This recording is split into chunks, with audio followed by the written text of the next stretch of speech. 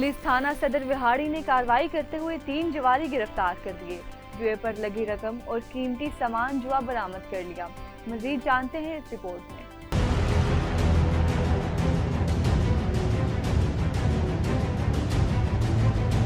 District police officer वहाड़ी अमीर अब्दुल्ला खान नियाजी की हिदायत पर समाज दुश्मन अनासर के खिलाफ कार्रवाइयाँ जारी हैं। SHO थाना सदर वहाड़ी मिर्जा रहमत अली ने टीम के हमरा 194E20 स्नूकर क्लब में कामयाब रेड किया। बाजरिया लूडो जुआ खेलते हुए 3 जवारी रंगे हाथों गिरफ्तार कर लिए। इसमें 1500 रुपये और 3 कीमती मोबाइलें बरामद कर ली गयी। गिरफ्तार मुलजमान में मोहम्मद यासर वाल्द यासीन, नजफ अली वाल्द मोहम्मद रियाज और अमीन वाल्द रियाज शामिल हैं। इलाका के लोगों ने पुलिस की इस कार्रवाई को सराहा।